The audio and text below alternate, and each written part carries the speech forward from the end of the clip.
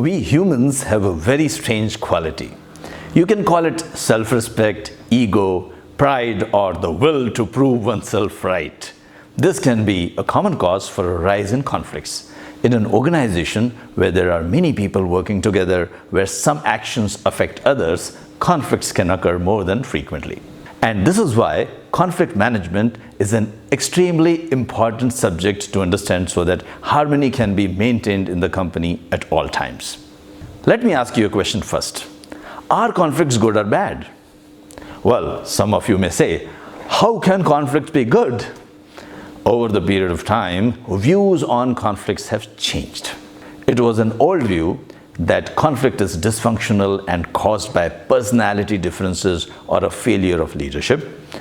Conflict is to be avoided, or conflict is resolved by physical separation or the intervention of upper management.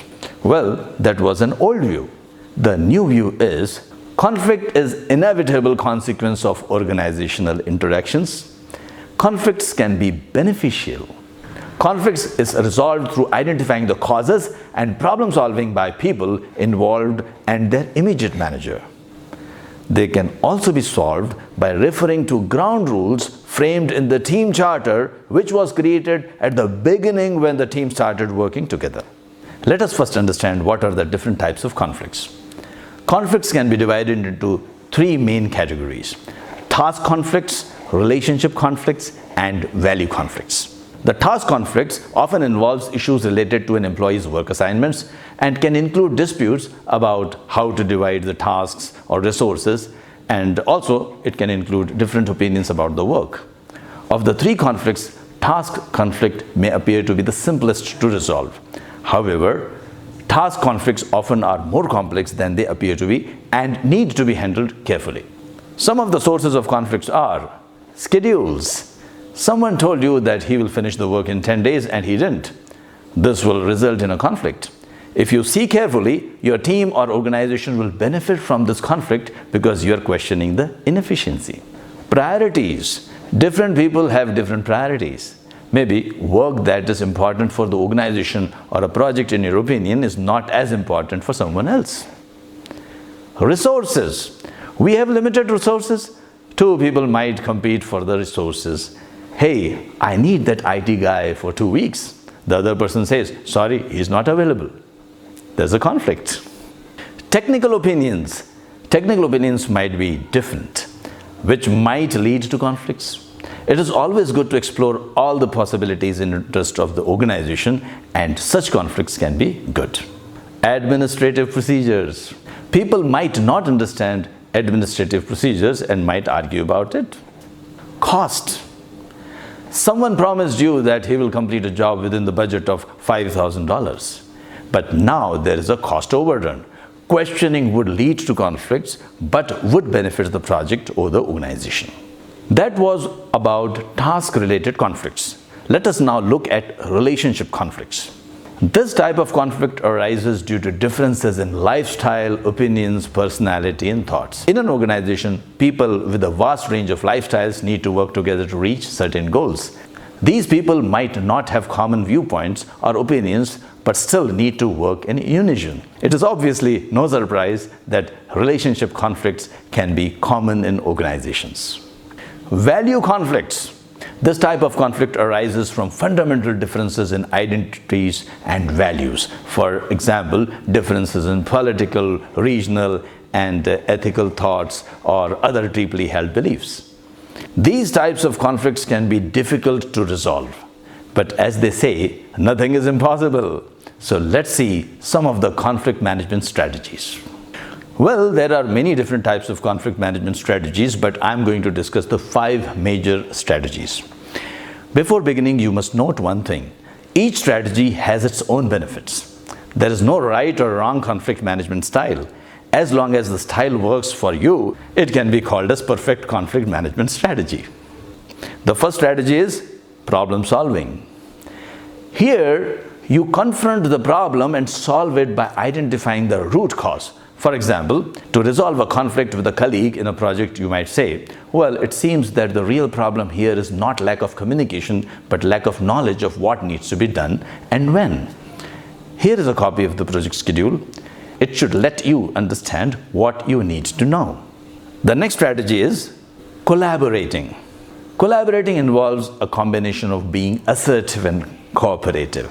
Using this strategy, both sides can get what they want and negative feelings can be minimized. This strategy gives best results when long-term relationships and outcomes are more important. For example, if two people want to lead the same project, you can divide the project into two, and then you can divide the responsibilities into two and ask each of them to lead their respective teams while collaborating. This is a win-win solution. The next strategy is competing. It involves a combination of being assertive and uncooperative, when one aims to pursue their own concerns at another person's expense. This strategy can be used when you don't care about the relationship, but the outcome is more important. We can call it as a win-lose strategy. Like when we play a game, the focus is on winning. For example, when you wish to compete with another company for a new client, this strategy can be used. However, don't use this strategy in your own organization, as the strategy does not help build relationships. Yet another strategy is avoiding. Avoiding involves a combination of being unassertive and uncooperative. You can diplomatically step aside from an issue or withdraw from a threatening situation. This strategy should be used when you don't wish to immediately solve an issue but want to wait for the right time to solve the conflicts. The next strategy is accommodating. Accommodating is the opposite of competing strategy. There is an element of self-sacrifice here. Now, this may seem generous, but it could take advantage of the weak and cause resentment. This strategy can be used when you don't really care about the outcome but want to preserve the relationship. Maybe this relationship will give you long-term benefits. The next strategy, compromising. It aims to find a convenient and mutually acceptable solution that satisfies both parties to some extent. This strategy involves a combination of being a little assertive and a little cooperative. This strategy can be used when the outcome is not very important and you do not have enough time in hand. For example, to resolve a conflict between two persons, you can say, "Let us do a little bit of what both of you suggest." And the last strategy is forcing. It is about pushing one viewpoint at the expense of another. Do it my way, or sometimes, as many people say, my way or highway. The bosses often use this. As I said earlier, it's not that one strategy is better than the other. It depends on the situation. But in my opinion, problem solving that means confronting a problem by solving its root cause is the best one, if that is a possibility. Conflicts can be a part and parcel of your daily work, and this is why you should not be afraid when conflicts arise. There are things you can do, such as becoming more skilled and qualified in managing the conflicts. I hope this video helped you. For more videos like this, you can subscribe to my channel. Happy learning! Thanks for taking out time to watch this video. To learn more, check out our other videos. Link is given in the description below. Subscribe to our YouTube channel and have a great day. For more information, you can write to us on inquiry@anexas.net.